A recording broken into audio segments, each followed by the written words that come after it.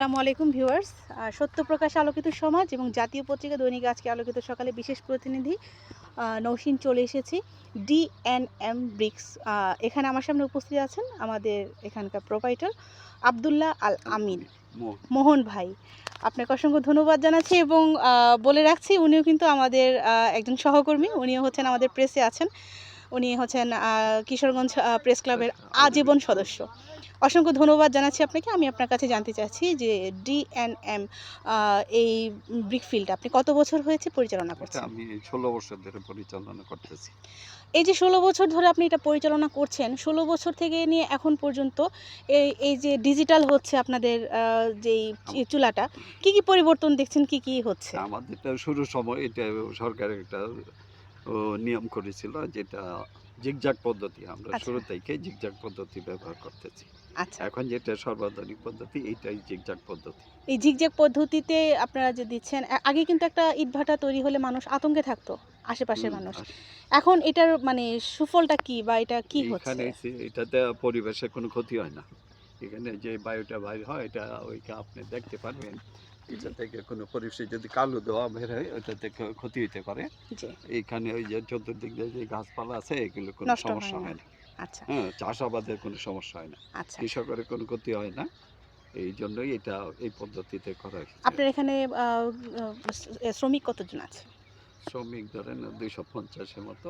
কিন্তু আচ্ছা, তাদের প্রত্যেকের পিছনেই তো একজন থাকে। আচ্ছা, একেকটা ফ্যামিলিতে ২৫০ জনের যদি ৫ জন করে ধরেন, তো ওই হিসাবে যা আসে। আচ্ছা। মানে এতগুলা মানুষ কর্মসংস্থান হইতেছে এখানে। বুঝতে পারছি। এই যে আপনার মাধ্যমে এতগুলো পরিবার চলছে, সেক্ষেত্রে আপনার অনুভূতিটা এটা কেমন আমার লাগে? মাধ্যমে না, এটা আল্লাহ চালাইতেছে। আরেকটা হইছে যে উছিলা তো ওদের আপনি, থেকে হ্যাঁ। আমি কামায় নিতেছি। ওরা আহ পরিশ্রম করতেছে। ওই পরিশ্রমের বদৌলতে আমি আপনি এটা পাচ্ছেন। থেকে বেনিফিট নিচ্ছি। এবং আচ্ছা, ওদেরকে আমি চেষ্টা করি, আমার এখানে যদি কোনো, ওই যে আজকে একটা ছেলে অ্যাক্সিডেন্ট করছিল, ওরে আমি কোর্টের থেকে জামিন করে আনছি।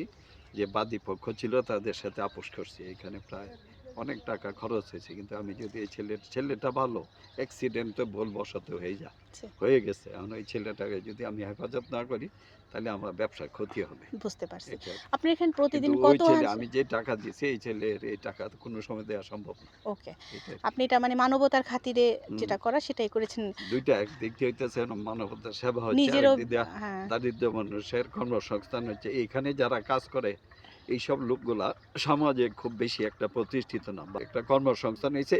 এতে দেখা যাইতেছে যে তারা ওই সামাজিক যে অপরাধগুলা ছিল, ওগুলা থেকে ওগুলো থেকে বেরিয়ে ফিরে আসছে। আসছে। জি। এটা অনেক সময় মাদক থেকেও তারা কিন্তু মানে মাদক আসক্ত হতে এখানে পারছে না। ইট-খলার ভিতরে একটা সমস্যা হইছে। আমরা মালিকরা খুব পেরেশানিতে আছি।